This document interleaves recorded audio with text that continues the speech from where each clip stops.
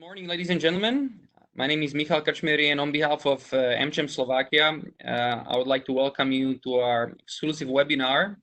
We're very glad that we could host very important and interesting guests that will be discussing with us whether the European institutions are actually doing enough to help countries and businesses during the current pandemic. We're glad that our invitation was accepted by Ms. Lívia Vašáková, who is the head of economic analysis section at the representation of the European Commission in Slovakia. Lívia, welcome. Good morning. And we're also joined by Mr. Štefanec, member of the European Parliament from the European People's Party, who is also member of the Committee on Internal Market and Consumer Protection. Mr. Štefanec, welcome, and thank you for joining us today. Thank you, my pleasure. Good morning, everybody. Before handing the word over to our guests and continue with the discussion, I would just like to remind all of our participants of several important information. Your microphones are turned off by default. Please keep them muted during the conversation to avoid any unnecessary sounds that might occur. We also invite you to ask as many questions as possible, preferably through the chat feature, so the speakers can see it and we'll read it out and definitely come back to your questions. If for whatever reason you prefer to ask a question verbally, feel free to do that in the second part of the discussion. So the agenda is that both speakers will have up to 10 minutes for introductory remarks, and then we'll turn to discussion to ensure that there is enough time for as many questions as there might be, and we will try to touch both the recent developments that are related to the businesses, as well as some maybe myths and facts that are circulating around the work of European institutions over the last few weeks with regards to the reaction and response to the COVID pandemic. So that's the agenda. We have about 55 minutes. The meeting is being recorded, so it can be viewed and watched by those of our members that couldn't participate this morning. And yep, that's it. So without further ado, I would like to turn to Lívia Vašáková and to hand the word over to Lívia. So Lívia, the floor is yours. Please share your few remarks with us at the beginning. Many thanks, Michal, and many thanks for these opportunities to speak about the response that was provided by the EU institutions. I will start a bit on the pessimistic notes. I will provide the diagnosis. The Commission has just recently presented its forecast. So the corona pandemic is a major shock for the European and national economies. We have seen the biggest fall in GDP since World War II, the Great Depression in the 30s. According to our forecast, the economy will contract by over 7% in 2020. And then we assume that there will be a V-shaped recovery in 2021, and the growth will be around 6%. Just maybe to compare with our latest forecast in autumn, the difference is 9 percentage points. So really, this is the impact of the corona pandemic on the economy, and it has been symmetric so far that all countries have been affected, but the drop in output and the strength of the rebound might differ in member states. And the same applies to the unemployment rate, and it will depend on the evolution of pandemic at national level, on the structure of the economy, but also on the capacity of the various member states to respond with stabilizing measures and policies. Also, public finances will be under a severe strain. We expect that the level of debt will increase by around 15 percentage points. Member states are already reacting to this pandemic, and they are adopting measures to increase the capacity of their health systems and also to stimulate their economy. The amount of support is unprecedented, and it amounts to 3.4 trillion euro at national and at the EU level. The EU response, as you can see on the first slide, covers various areas. from providing health supplies to the most affected member states, also providing for research in these areas. For instance, this company that is developing vaccine, Vecure, has received 80 million euros to speed up the research and development of the vaccine. Also, the Commission has launched several procurements for the most demanded items that will be then distributed to the member states participating. We were also quite active regarding transport, where there were green lanes for freight transport provided at the beginning in order to provide for flow of goods, of essential goods between various member states. We are also fighting disinformation and have provided guidelines for exit, and we are also working on the recovery plan. Can I ask for the next slide, Michal, please? And I will speak a bit more about the economic measures, as this is something that will help our economy to recover. As you can see on the graph, the white part corresponds to the national measures, and it's quite visible that the main fiscal response to the pandemic will come from the national budgets. The Commission is trying to facilitate it as much as possible. We have relaxed our state aid rules, so something that needed weeks or months before in order to get approved is now just within a couple of days since we received the final request. There is also a hotline for member states where they can pre-notify and can check their request whether it's compatible with the rules. We have also increased the ceiling for the de minimis rules, so meaning that some kind of state support do not require notification at all. The Commission is also adopting measures regarding public procurement in order to facilitate the process. We have triggered the escape clause to relax the rules of the Stability and Growth Pact in order to allow member states to use their fiscal space to promote measures to help economy recover and to improve the health situation. The same applies to EU funds, where we are at the end of the financial period 2014-2020, and there are still some unspent money. So the Commission has provided almost, I would say, unlimited flexibility regarding transfers between thematic priorities, between regions. No co-financing is needed any longer. Also, the administrative complexity has been relaxed in order really for member states to give the flexibility to move these funds to areas where they are most needed, like, for instance, supporting the healthcare systems or fighting unemployment or providing liquidity to enterprises. For Slovakia, the amount of this unspent money is somewhere between 2.5 billion and 4 billion.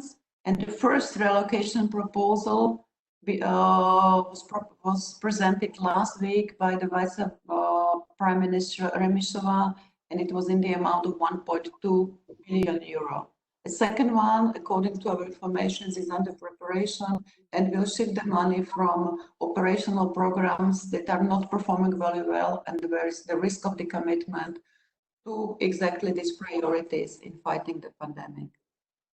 Some member states do not have sufficient fiscal space to fight on their own, so the Commission is also trying to provide liquidity and provide assurances that these member states can borrow on financial markets. The first initiative was the initiative SURE, that should provide loans to help member states to cover the cost of national short-term work schemes, and it's in the amount of 100 billion euro. Also, we can count on the firing power of the European Stability Mechanism. Then the guarantee is of 240 billion euro, and these can cover the expenditures for direct and indirect health costs, also in form of loans for member states. The Commission economic measures are complemented by the European Central Bank. The European Central Bank provided 2 purchase programs of public and private assets. The first one in the amount of 120 billion, and the second gigantic program of 750 billion euro. Altogether, this corresponds to over 7% of the euro area GDP. This program is temporary and should last until the crisis is over. Also, the European Investment Bank is planning to mobilize up to 40 billion euro in financing. This financing should provide liquidity and working capital for small and medium enterprises and to medium-sized enterprise. Normally, it works via financial intermediaries in member states. In Slovakia is the Slovak Investment Holding, and in partnership with national promotional banks. According to my knowledge, there are 7 agreements signed between the Slovak Investment Holding and commercial banks that will use the EU funds and the money from EIB to provide loans to commercial enterprises in Slovakia. The next big thing that we have in our pipeline, and I think that Ivan will also speak about it, is the multi-annual financial framework. This is the 7-year budget that is under discussion now in the Commission, but also the Parliament is just voting on the resolution. This is really, I would say, the biggest instrument that the EU level has at its disposal to promote, on one side, the recovery, but also to orient it towards our priorities. So the 2 big backbones of the recovery should be the digital economy and the green economy. There is a big debate regarding the proportion of grants and loans also between the most affected regions and between the traditional cohesion policy. This time, on top of this classical multi-annual financial framework, so on top of this classical 7-year budget, there should be also a recovery instrument that should deal with the consequences of the crisis. And this instrument should go primarily to the most affected member states, although all member states can benefit. And also the idea is to front load money in order that it can be spent in the first 2-3 years of the duration of the budget. As normally, the experience has shown us that in the first 3-4 years, not much is being spent. So that's why I would say there is now the interest that as much money as possible can be released as soon as possible. So I would stop here. And of course, if there are questions, I would be happy to respond to them. Many thanks for the attention so far.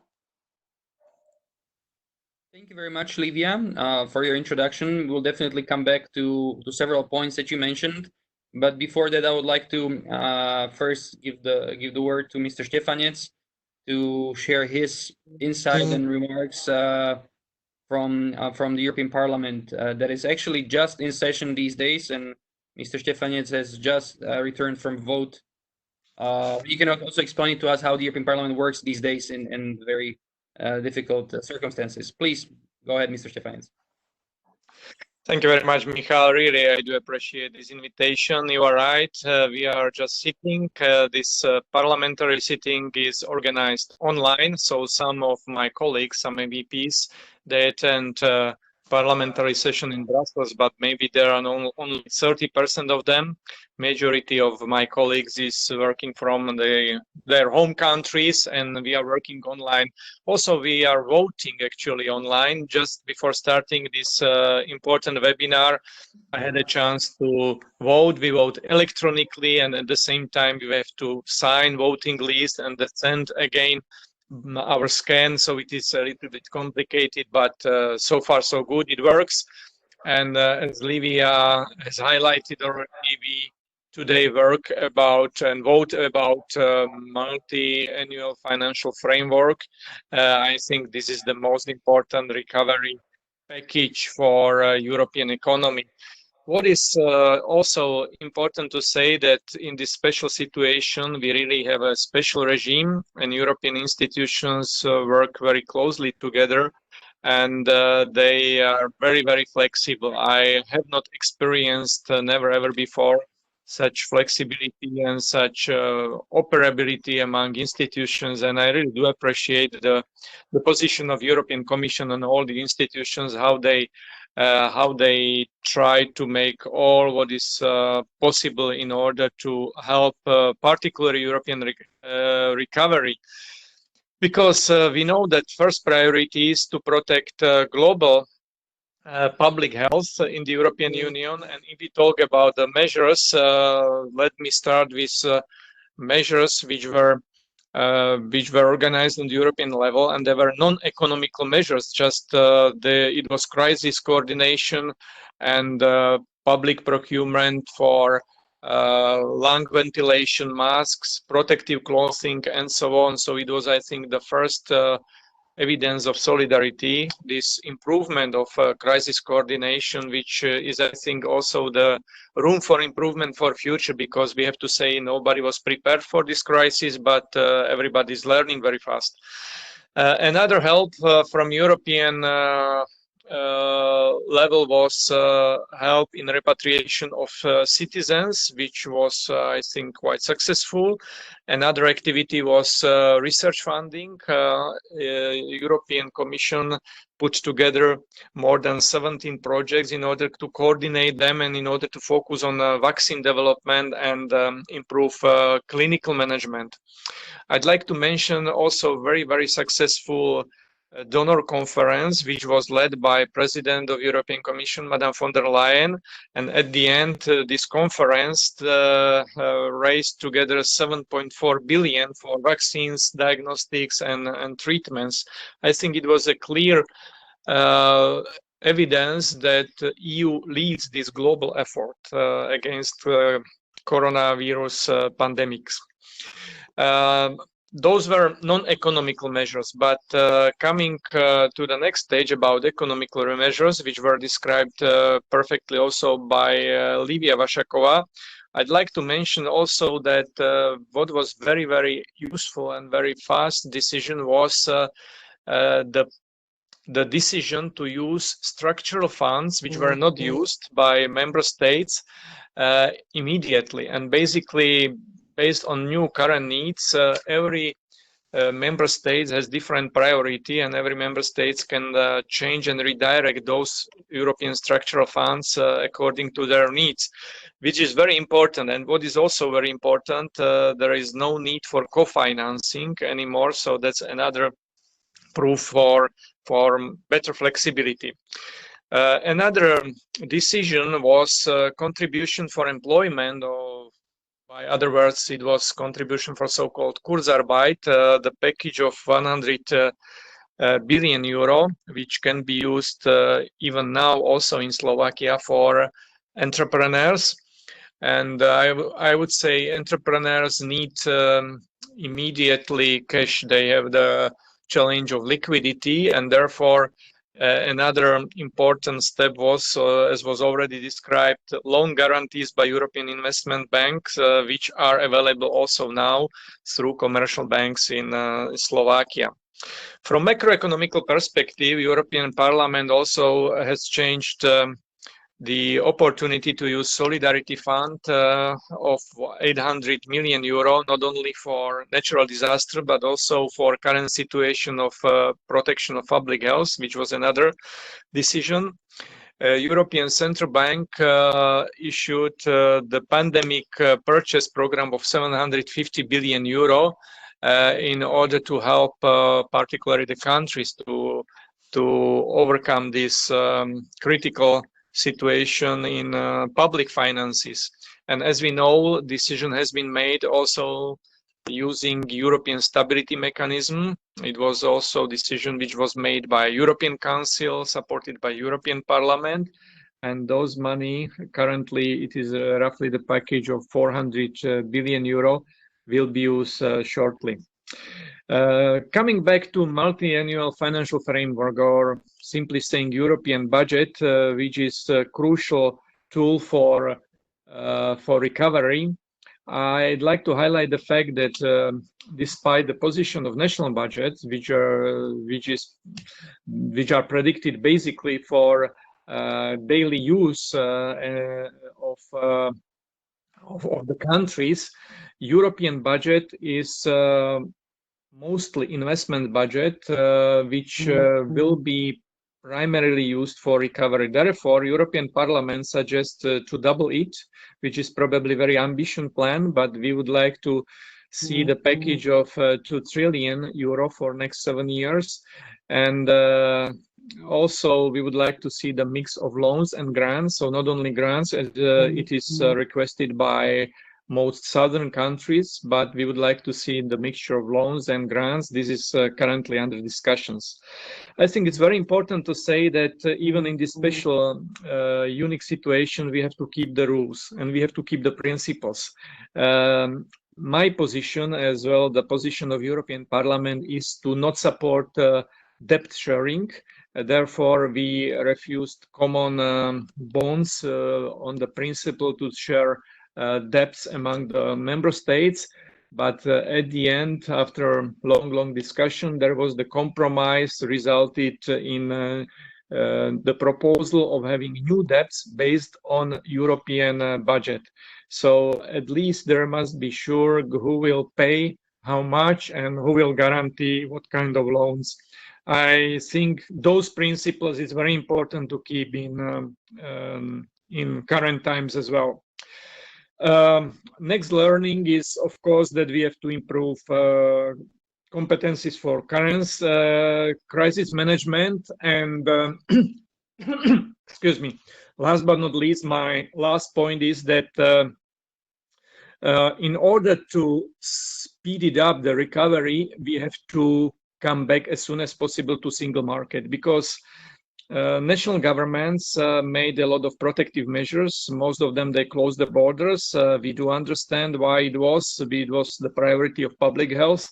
But those countries which are very much connected to the single market, as it is the case of Slovakia, as we are small and open economy, we are very much dependent on single market. So I do believe there must be a coordinated call for coming back to the border opening, particularly in terms of free movement of delivery of goods and services, which would be a significant help to our entrepreneurs. So those are my remarks. Looking forward to our discussion. Thank you. Thank you, Mr. Štefanec. Thank you, Lívia. I would like to start the discussion coming back to the question of the budget. That's something that's very much under the attention of people, of businesses, of think tanks around Europe. If I remember correctly, in 2018, the Commission unveiled the first draft or the first proposal for the new period, 2021-2027. The European Parliament is currently voting, and the result will be known just after the webinar on whether to ask the European Commission to prepare a different draft, to prepare an updated draft based on the recent developments of the COVID pandemic. How much do you expect the priorities, the amounts to be changed in comparison with the original draft version? And I'll ask the same question to Lívia, because she might have a different opinion on this. I know that there has always been different view on the question of budget from the Commission and from the budget from the Parliament historically. Mr. Štefanec. Okay.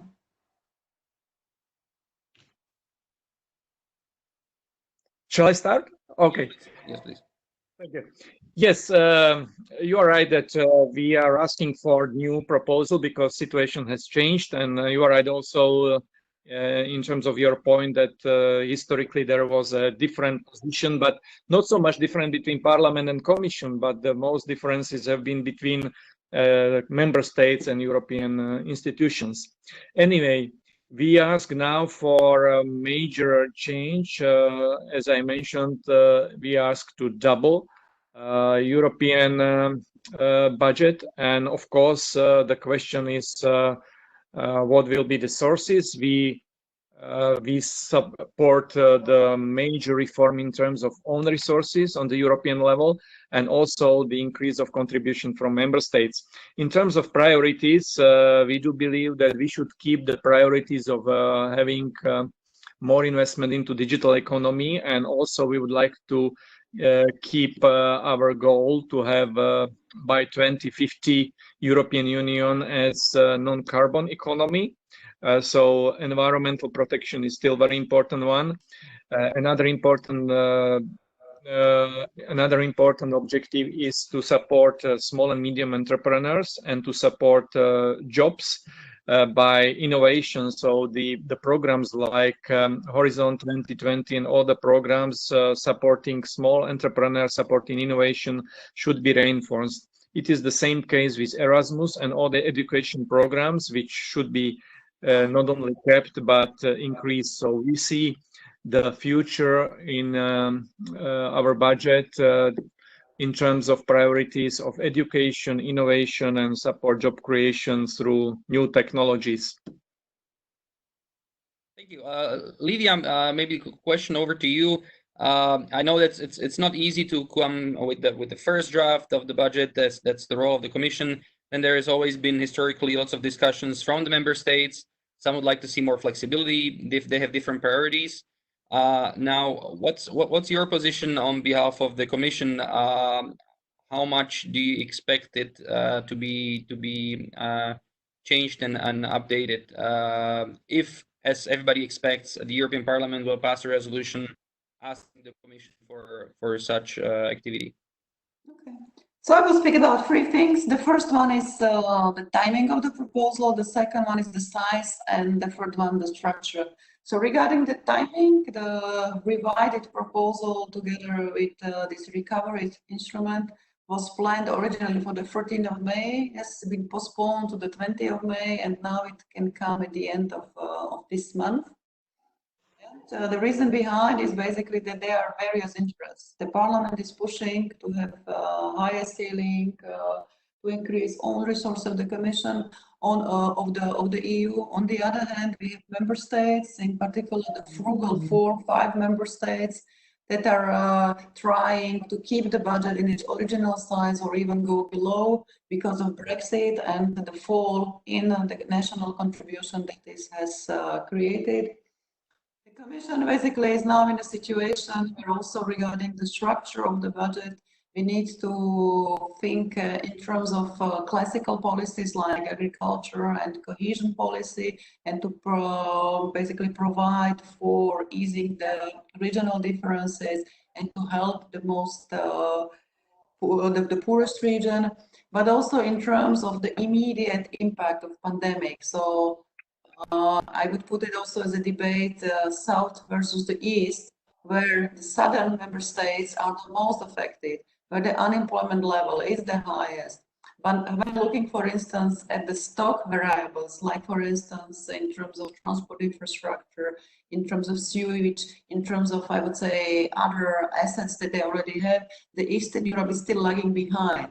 So how to find the right balance in basically having on one side a traditional cohesion policy, but on the other hand also provide help to the most affected regions. Regarding the structure of the budget, so the two leading streams, as I mentioned, digital and climate will remain. The pandemic has shown why we need to go digital.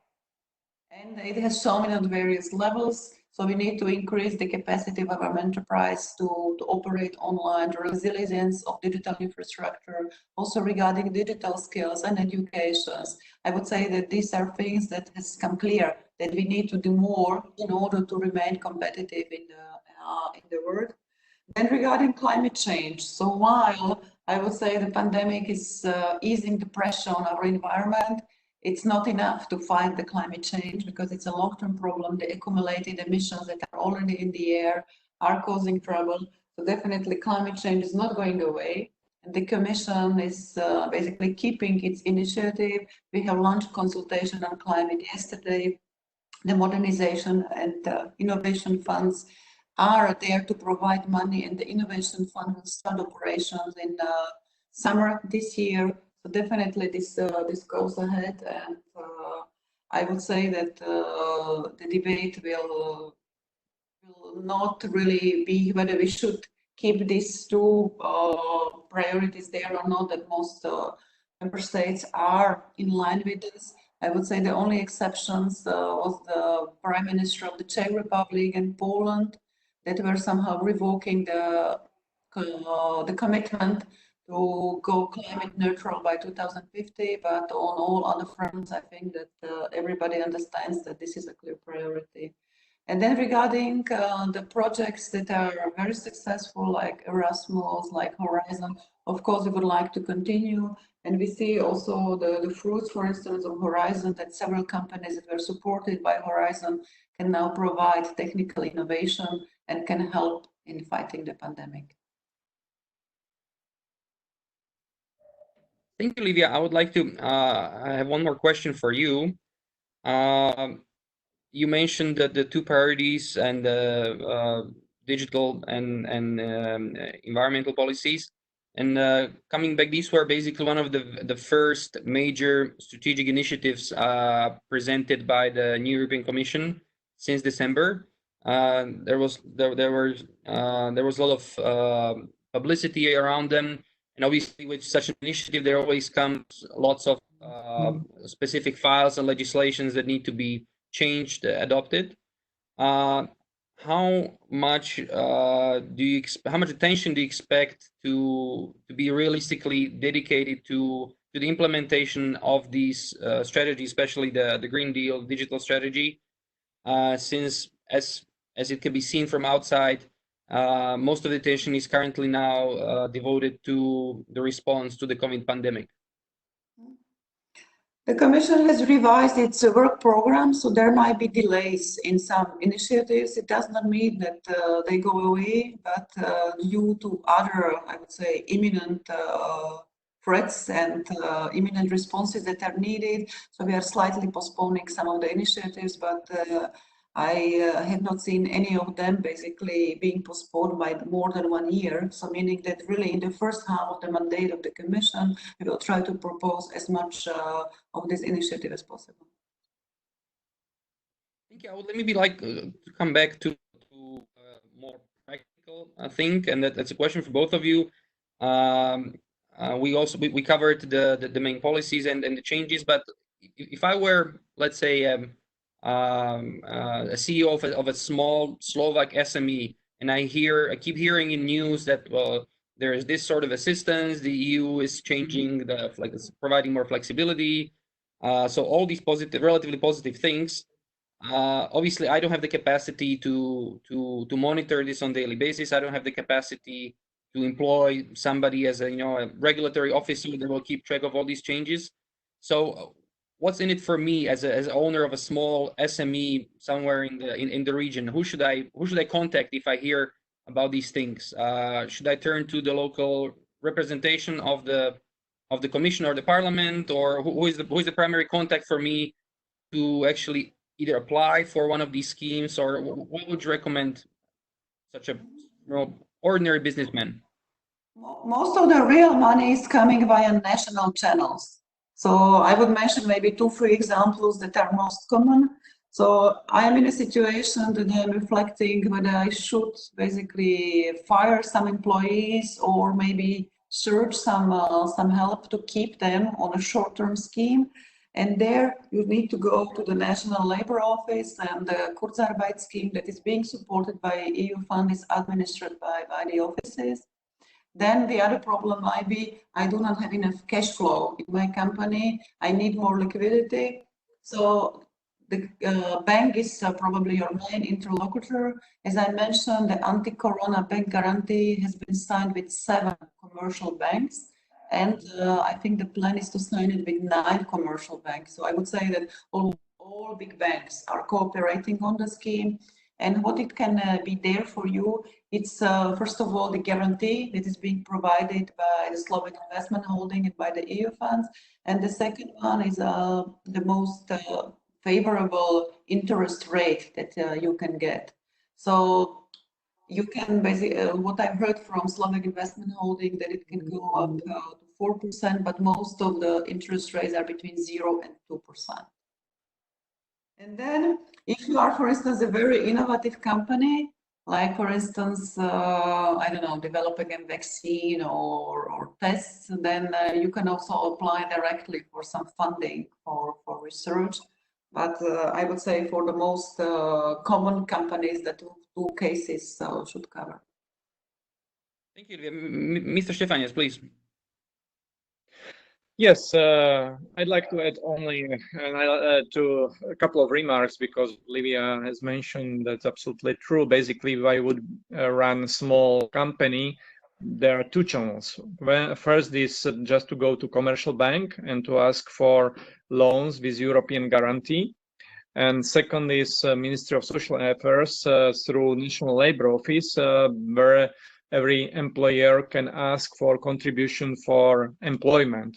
So those are basically two channels on two real concrete programs which are already applied in Slovakia, despite the fact that Slovakia was a little bit slow in terms of spreading this European help. Now it is definitely in place, and every SME can go immediately to this National Labor Office or to the commercial banks asking for loans with European guarantee.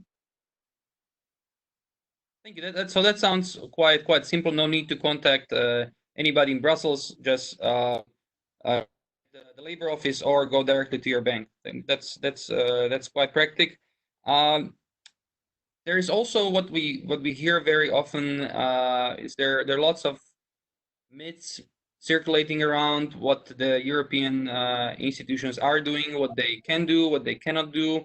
And I would like to dedicate a few minutes to your point, or to your position on this, because obviously AmCham and our partner Chambers of Commerce that are joining us on this call have always supported the single market, have always supported our membership in the EU as a great source for companies, for academia, for anybody involved. And what we hear very often in the media, also in the business community, is that well, the European institutions are not as flexible as they should be. They're not doing enough. So what is maybe your position? Very often we hear things like, well, the institutions are tied with all the bureaucracy, administrative rules. It takes such a long time to actually implement the decisions and to send the assistance to the member states. What's your view on that? I mean, and then realistically, I know that you're both representing the Commission and the Parliament, but try to be as objective as possible.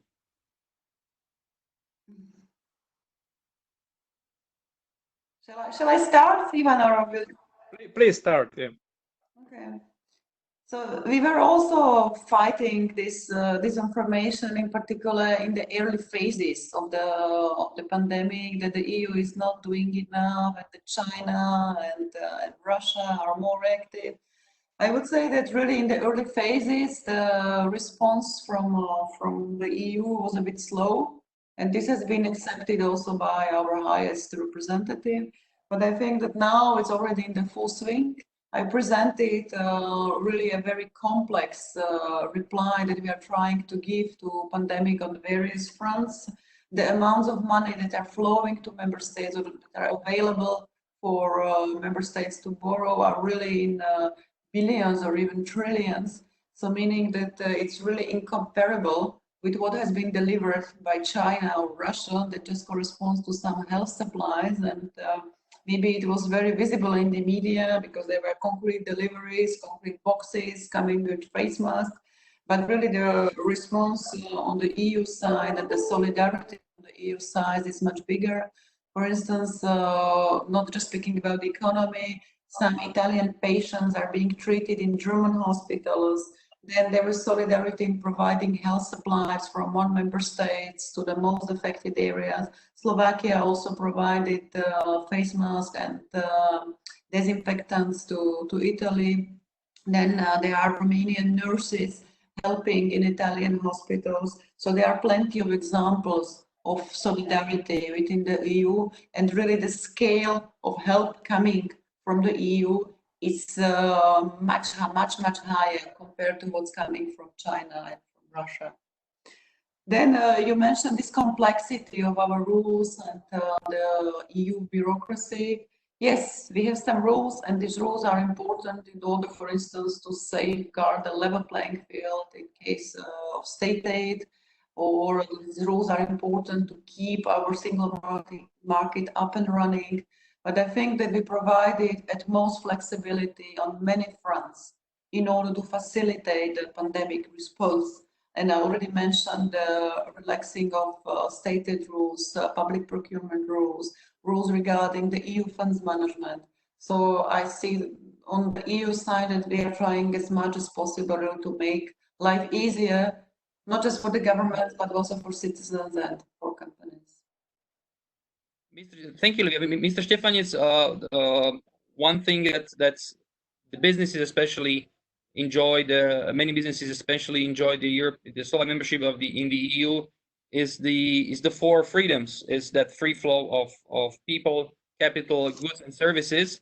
And we can see that was severely disrupted at the beginning of pandemic, and it still is. So, what would you tell a person that is, an owner of a Slovak company that's relying completely on its clients and business partners in the neighboring countries, and suddenly cannot enjoy all the four freedoms, cannot transfer goods as smoothly as it was before?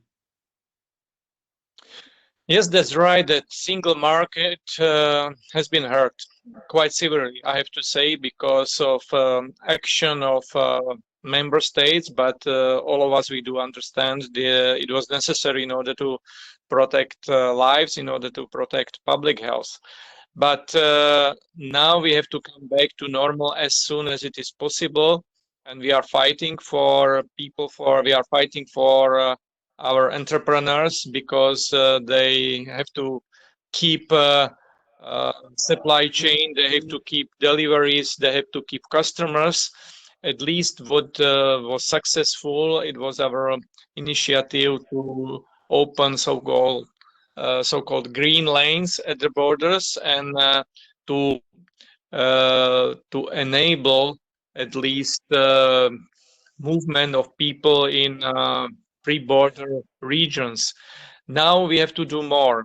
We have to go for, I would say, coordinated border opening, and I think we can combine it also with protection of public health. We can keep some strict measures inside the countries, but border openings is crucial in order to keep single market alive, and in order to help our entrepreneurs to be alive. Therefore, we deal particularly with the rules in transport. We also we try to help,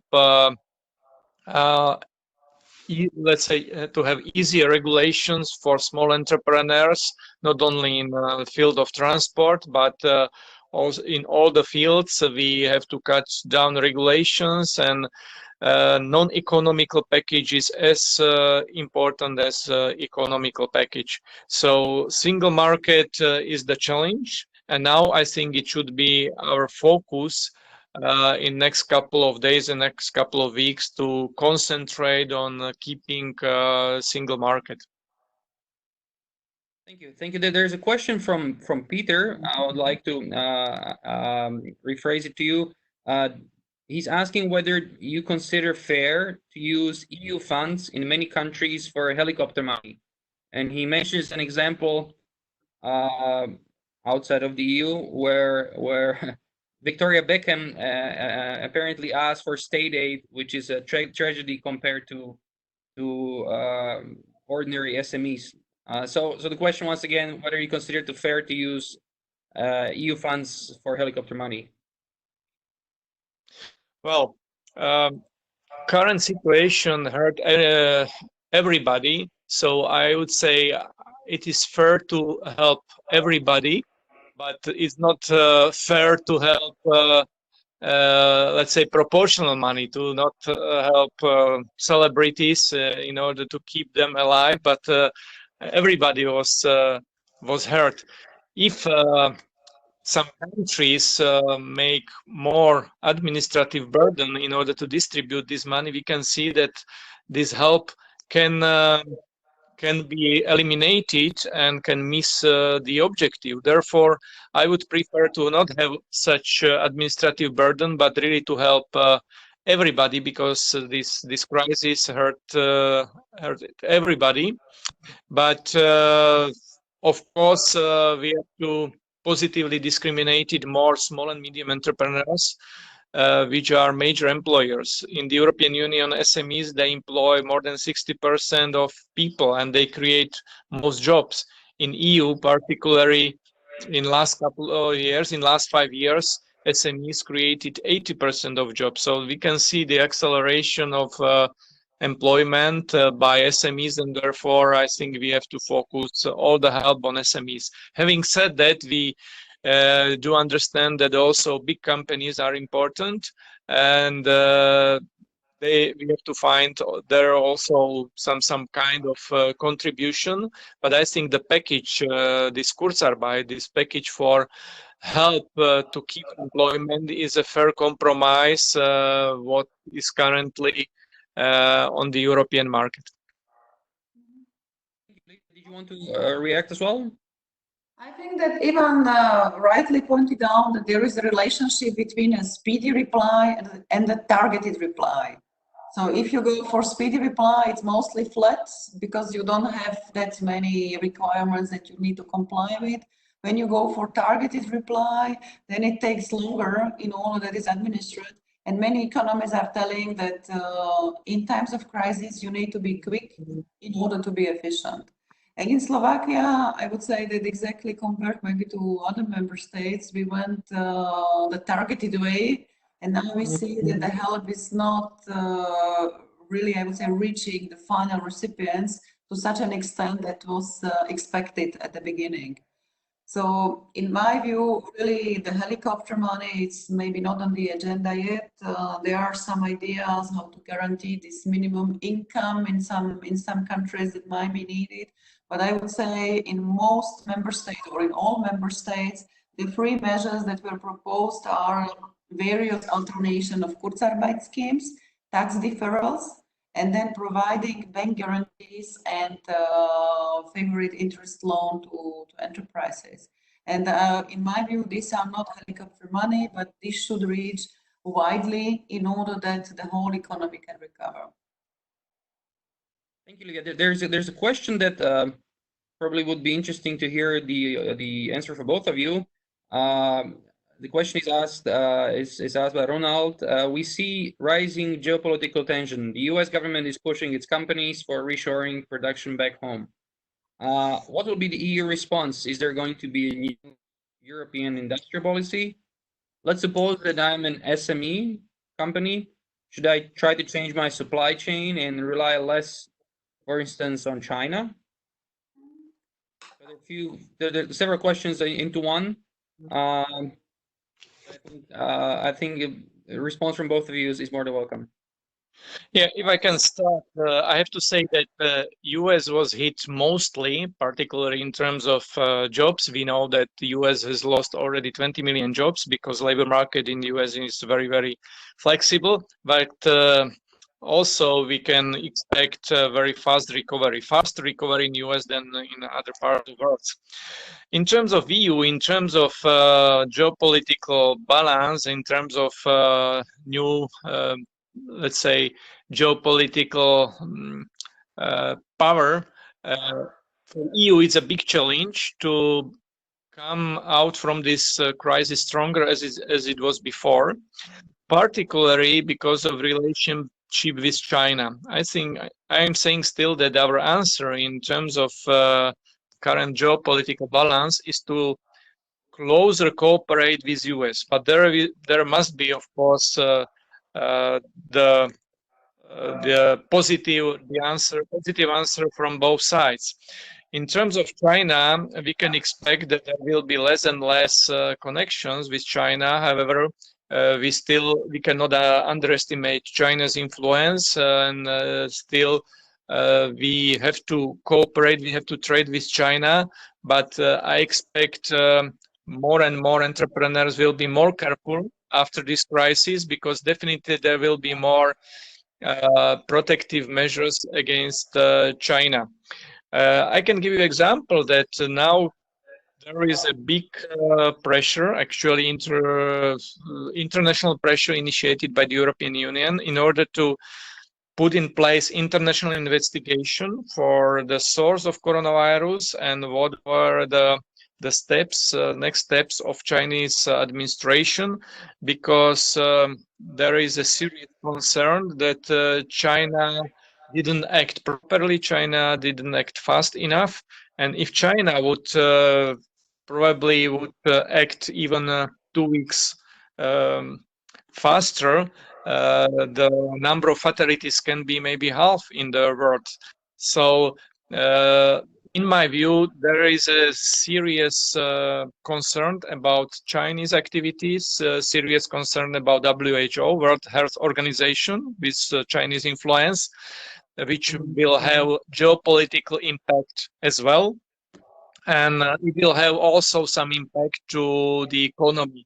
Not the fatal impact, we have to still trade with China, but I assume that supply chain between EU and China will be definitely affected, and there will be also, in terms of European recovery, there will be more and more programs, European programs, in order to support let's say, sustainability of European economy, and in order to support more jobs which should be kept in the European market.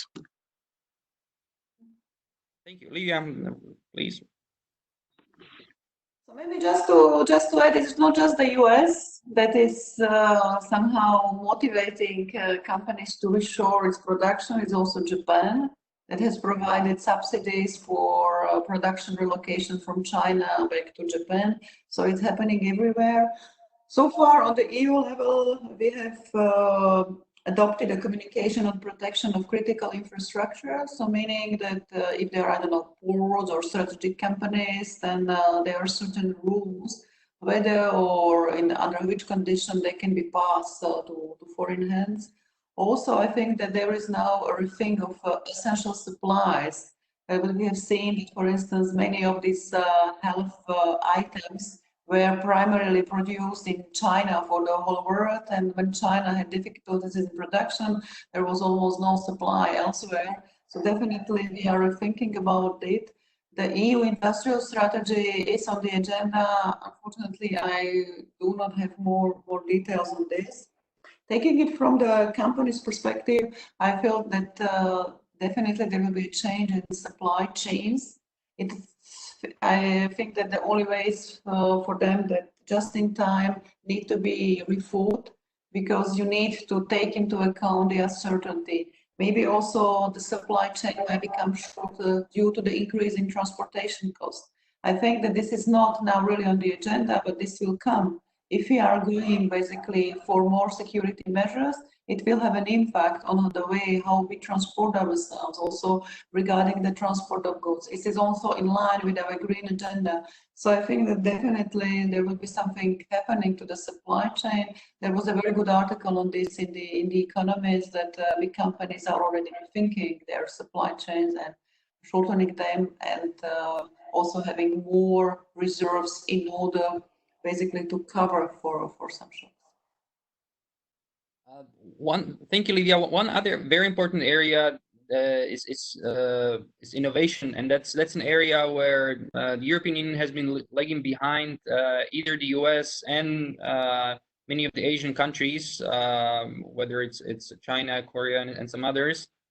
And what we see is obviously the effects of the pandemic on several European economies. There will be more public investments needed. The competitiveness of several countries is at risk, and at the same time, meaning that Chinese, Japanese, American companies are more likely to invest more at home. How do you see the future of investments in innovation in the EU? What will be the effects of the current pandemic? Because it might seem on one side that with the EU already lagging behind and less investments from the major investors, so the US, China, and Japan, will be coming next years. What's the future of innovation in Europe? EU has the biggest support program for research and development. It's Horizon 2020. This should be extended to the next programming period, so 2021, 2027, Horizon Europe. And I think this Horizon 2020 is something like 80 billion euros, and it should go up to 120, if I am not mistaken. So really, regarding R&D, I think that we are not that much lagging behind. Where we are more lagging behind is this demonstration phase and the innovation, so how to turn our findings into practice. And that's where I would say that China and US are taking an upper hand, and we need to improve this. I think that we are doing a lot on this. For instance, in the area of green economy, exactly this innovation fund is there to provide funding for some projects that already has a technology that has been researched, it's somehow proven, but has not been commercially tested. So in order basically to provide for really the commercial uptake for innovations, we are trying to put funds at the disposal of innovative enterprises in the EU in order that it happens in Europe and not elsewhere. Regarding digital, I think that the company have seen by themselves that they need to invest more in digital because it's crucial for their competitiveness. And we have also seen plenty of various apps tracking either the corona patient or their movements. So I think that this is a spontaneous development that can be somehow supported also from the public level, but it's happening anyhow. If I may add, Michal, please. I think 3 points which are important also for improvement in innovation environment in EU. First is we have to complete single market, because exactly that's the point what Lívia has mentioned, that we need to improve this, let's say, innovation environment at the beginning when innovation is spread in practice. I think we very often forget that we have not completed single market yet. We have to complete single market, particularly in the area of services. Second point, we have to build digital single market in order to allow free movement of information, in order to also improve digital infrastructure in the European Union. And thirdly, we have to build capital union, because EU is more banking union in comparison with US. So in order to help our innovators better access to capital, I think capital union would be very much appreciated. Thank you. That's quite clear. So 3 points, well understood. We're coming to an end of our webinar, and there has already been some questions asked from the audience, but if there is anybody else would like to ask a question, maybe there's space for one last question. If you prefer to ask it verbally, and that's addressing to all the participants, please go ahead. There were several questions asked through the chat, but once again, this is the time for maybe one last question. And what I would like to ask, to ask both of you, Lívia and Mr. Štefanec, is maybe to before we end, to mention one key takeaway that you think will be lesson learned from the current pandemic for either the European Commission or the European Parliament for any future developments and future cooperation. So one key lesson learned from the current pandemic. I see. I don't see any further questions during the chat. Please go ahead, Lívia. Okay, so if I can start, the pandemic has taught us the only constant is change. And I think it was Drucker, the famous economist, who stated it. And also the EU institution has become more flexible in order to cope with the constant change that we will be facing in the future. Be prepared for the constant change. Mr. Štefanec?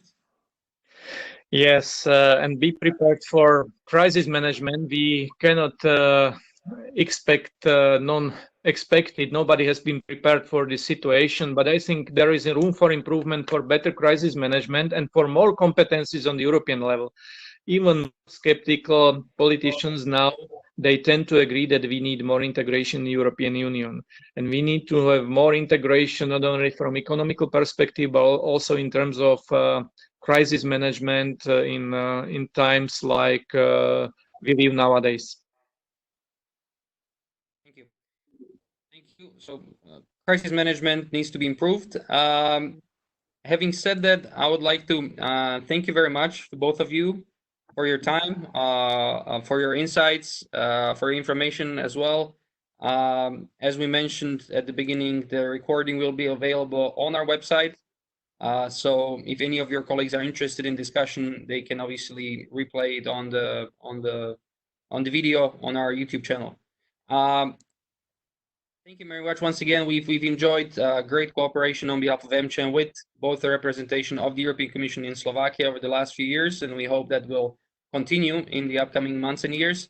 And thank you very much also, Mr. Štefanec, for the great cooperation we've had over the years.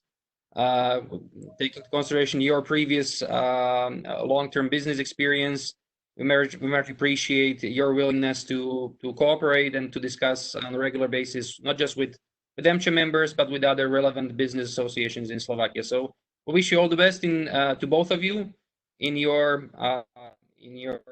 work, and thank you very much once again for joining us today. My pleasure. Thank you very much, Michal. Thanks a lot for the AmCham to organize it, and goodbye to everybody. Bye. Bye, Lívia. Thank you. Goodbye.